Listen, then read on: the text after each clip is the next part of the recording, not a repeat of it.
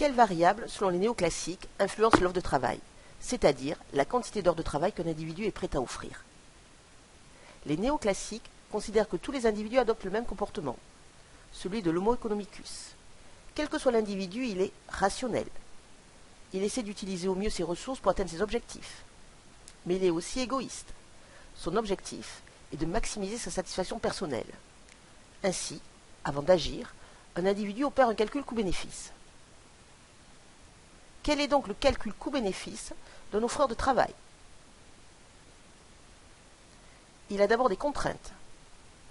Une journée dure 24 heures, qui doit partager entre travail rémunéré et loisirs. L'arbitrage entre travail et loisirs se fait à partir de deux caractéristiques de l'homo economicus qui aboutissent à des résultats opposés. Par nature, l'homme est paresseux. Il préfère donc le loisir au travail. Il souhaite donc consacrer le maximum de temps au loisir. Mais il est aussi matérialiste. Il veut un revenu pour acheter une grande quantité de biens de consommation. C'est la conjonction de ces deux caractéristiques qui rend incertain l'effet de l'augmentation du salaire horaire réel sur le temps de travail. L'augmentation du salaire réel horaire entraîne-t-elle une hausse ou une diminution de l'offre de travail? Première possibilité, on considère, d'après les lois d'Engels, que le temps libre est un bien supérieur.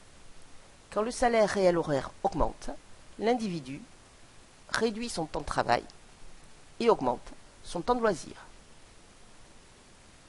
Ainsi, l'augmentation du salaire réel horaire entraîne une réduction de temps de travail, une hausse du temps libre. L'objectif de l'individu, c'est de garder le même revenu, car il se satisfait de son niveau de vie.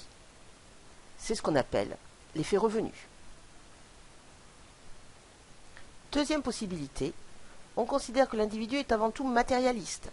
Son objectif est de maximiser sa consommation. Ainsi, l'augmentation du salaire réel horaire entraîne une hausse du coût d'opportunité du loisir. Ne pas travailler une heure entraîne une perte de revenus plus importante.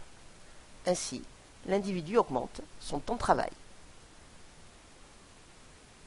L'augmentation du salaire réel horaire entraîne alors une réduction du temps de loisir et une augmentation du temps de travail. L'objectif est de gagner et de consommer davantage. C'est ce qu'on appelle l'effet substitution. Quel effet l'emporte?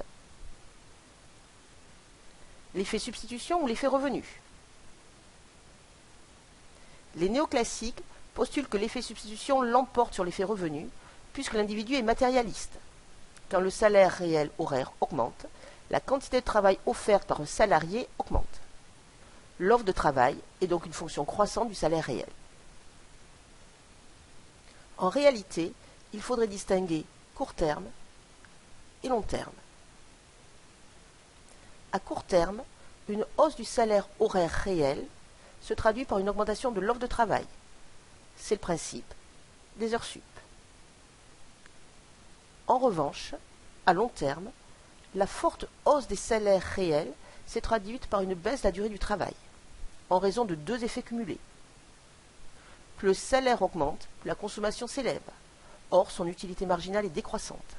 Plus le revenu augmente, moins la consommation est appréciée. Alors que le loisir est un bien supérieur.